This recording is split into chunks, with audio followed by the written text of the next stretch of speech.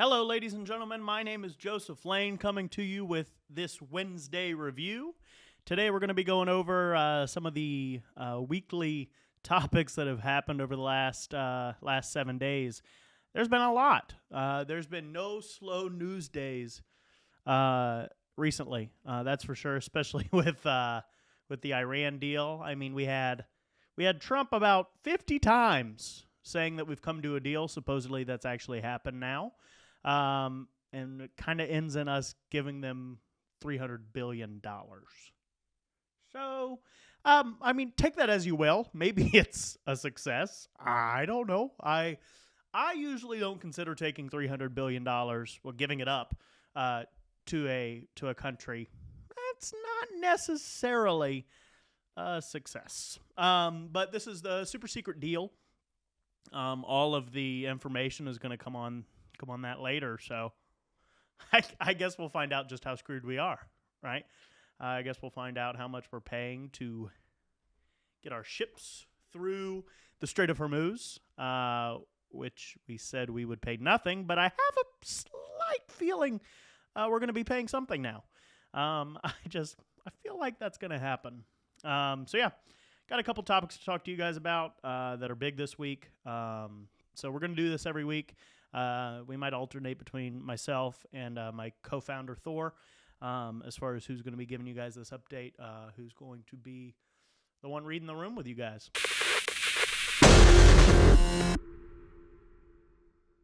So I kind of want to talk about the Kennedy Center. So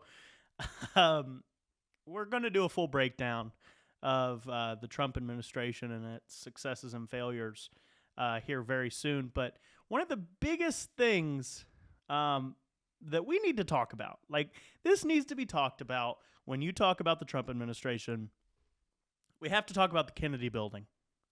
Like we just have to talk about the Kennedy Center. Like we have to. So a court, as some of you guys may know, Trump put his name on it. Trump put his name on the Kennedy Center, just renamed it because why not, right? Just like the same way he's trying to get himself on currency. He put his name on the Kennedy Center, and a court decided, hey, this isn't okay. And they give him a deadline. So they sent one guy. To go to the Kennedy Center on a massive ladder and scrape it out, scrape the name off. So at 11 p.m. On Friday, that's what was happening. They sent a man up on a ladder scraping Trump's name off of the Kennedy Center. So that's a little check mark on the Trump administration that, you know, when you think like what's going to become history, we're not really going to talk about that. But right now I'd like to focus on it. Right now I'd like to talk about his name being scraped off by one guy on a ladder. So like, I guess that's all you really need is like a court order, one dude with a ladder, and you're good. You can erase things. So maybe, I don't know, maybe we'll take away Obama's multi-million-dollar library next. I don't know.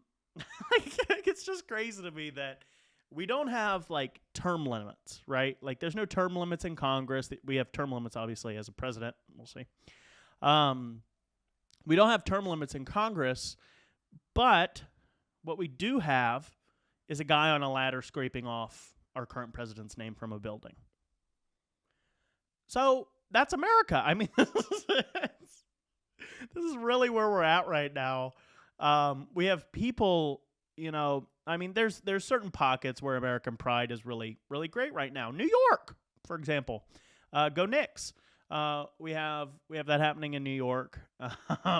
We have different pockets where, you know, patriotism in the country is doing really well. But then in D.C., we have a guy on a ladder scraping a name off. So that kind of tells you where we're at right now as far as the Trump administration is concerned. So another big thing is the FISA 702. which is Congress. It's their intel that they give to Trump. This makes up for, I think it's something like 60% of the intel that Trump's getting, is this. So there's currently 60% of the president's briefings are now just gone. Okay, so let's think about that for a second. 60% of the intel is just disappeared. It's no longer happening. President Donald Trump is no longer getting 60% of the intel that he was getting. And like nobody cared. All of Congress just they decided it's fine, and we're going on vacation. So this tells us one of two things. There's two possibilities here. Possibility one, they just really don't care. They genuinely could not care less about the briefings. They don't want to know. They don't want the president to know, which is fine. Okay. That's all good and well. I don't necessarily care, to be honest. But option two is he's not even taking the 60%. So this meant nothing to him. Like, this meant nothing. He probably didn't even notice, if we're being honest, because he's getting all of his intel from Benjamin Netanyahu and the government of Israel. They're giving him all of the information he needs. So I have a sneaking suspicion that President Trump did not notice that 60% of his intel just disappeared overnight. So, I mean, it's one of the two, right? I mean, something happened there. We have no clue. We have no clue. And so Benjamin Netanyahu, I mean, we also see that there's a bit of a rift happening between Benjamin Netanyahu and President Trump. We see this from the Iran deal taking place, and we see that firstly, he says, okay, Benjamin Netanyahu agrees. He says, perfect, this is a deal, this is great. 2 hours later, he says, we will not respect this deal. We're going to continue to attack Iran. Iran can never have a nuclear weapon. The same thing that he's said since, the 90s. There's videos of him saying it. We can put it up. There's videos of him saying they're like a month away, 2 years away. When are they going to get it? I hope, I don't know. At this point, I think they need to defend themselves. Good Lord. But yeah, so there's clearly a rift happening there. With Trump wanting to get out of that. Maybe he's woken up and realized, I'm not hopeful. I'm not at all hopeful that Donald Trump has woken up and realized that that America is not in favor of the war. They were not in favor of the war. Hopefully he's woken up to the fact that he lied, and we know he lied. That's what I'm hoping is that happened. On a lighter note, but of equal importance, and I, for one, am thankful that this has happened. I'm happy. Kids, all British kids are now no longer allowed to be on X, formerly Twitter, Instagram, Snapchat. I couldn't be happier because Brits aren't funny. It's that easy. Brits aren't funny. Get these kids off. This is great. They can't get on TikTok now. Their punishment is the fact that they live in the United Kingdom. That's punishment enough. So now, I want you to imagine this. They're scary enough. Scary Brits. They're scary enough. But now, with this big ban for children using social media apps, now the streets of Britain are going to be ran by immigrants and children. So now, as they have to put their phone down because they're not going to have any social media, they're going to be walking on the sidewalk, walking along, and they're going to be coming across immigrants beheading people in the streets. So now it's going to be the kids get to see this. And I'm really curious to see, will the kids take part in the beheadings? Like, will the kids just really take note of what these people are doing? And will they just kind of encourage it? Will they create, in school when there's a big fight, everybody creates a circle around the people so they can continue to fight, and everybody's watching with their phones out. Um, is that what these kids are gonna do in the street? Are they gonna stop the beheadings, or or are they gonna or are they gonna stop it? Like, what are they gonna do? Are they gonna stop it, or are they gonna create a fort around these Middle Eastern immigrants that are beheading people in the streets? I'm really curious. I mean, it could really go either way. I imagine British gangs, little Trevor or whatever British people's names are, and they're just going to be running the streets now because they have no social media, and they have nowhere to post these things either. So I mean, I foresee some big issues coming for Britain. I already thought they were screwed because of the immigrant problem. The immigrant problem is enough, to be honest. It's a massive issue. But now they're going to have a British children issue. And I think that's almost scarier, in my opinion. It's a scary thing to think about, British children running the streets. And all I can say is thank God that this hasn't happened in the United States, because if I have to walk out on the street and see these disgusting American children, I'm going to have to find somewhere to go. Because if I have to walk outside of my door and see some disgusting blue-haired child, forming a gang because they can't post their suicide pictures on TikTok, then, I mean, what are we doing? Thank God this hasn't come to the United States yet, but it could, so I'm going to stay prepared for that. Lastly, most of the news has been centered around Iran and Israel and the United States and just that never-ending cycle, as we know. But in lighter news, I won money on the Justin Gaethje fight, ladies and gentlemen. This is most important. That's why we're ending with this, is because I won. Now, this is kind of how it happened.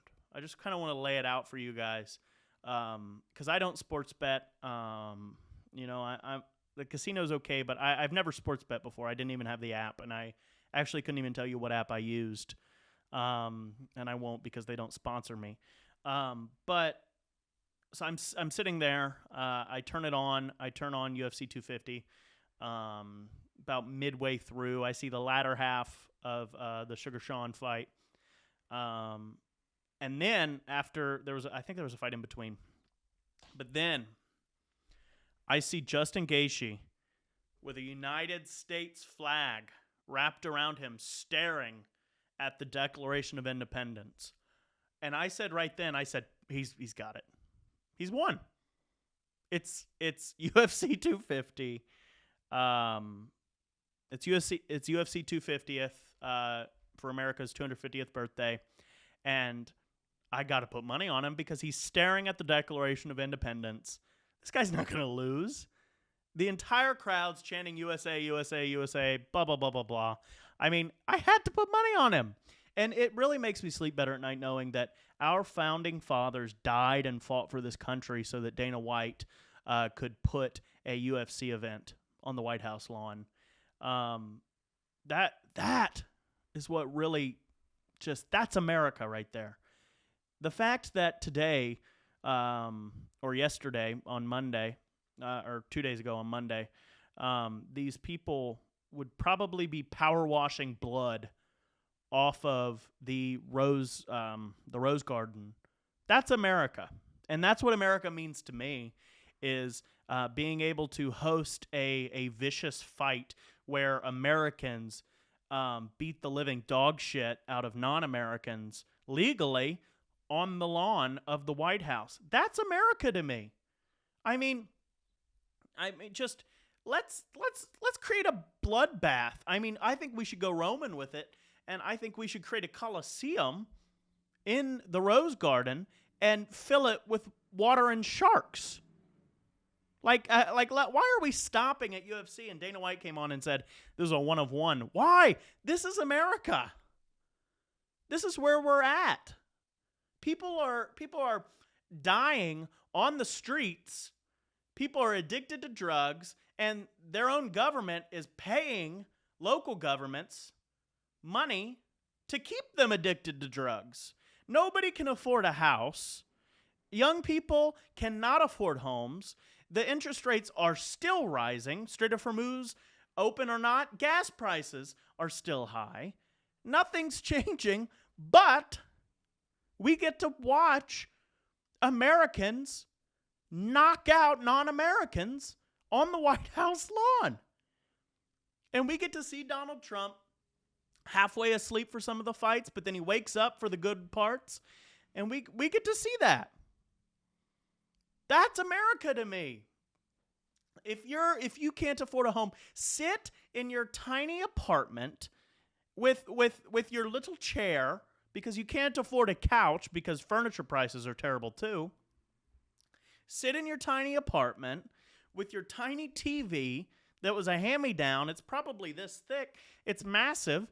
I mean, sit in your tiny house, eat some popcorn or some tomato soup, sip on some tomato soup, and watch Americans beat the Jesus into non-Americans. That's what it's about. That's what we're here for. Continue to suffer. We need one more. I mean, America 250th UFC isn't enough. I want a Coliseum. I want sharks. I want death. I mean, death on the White House lawn. This is America. There's death happening on the streets, but I want it on the White House lawn. We got it. We got to get this going, guys. We got to get more action on the White House lawn. I want to see it.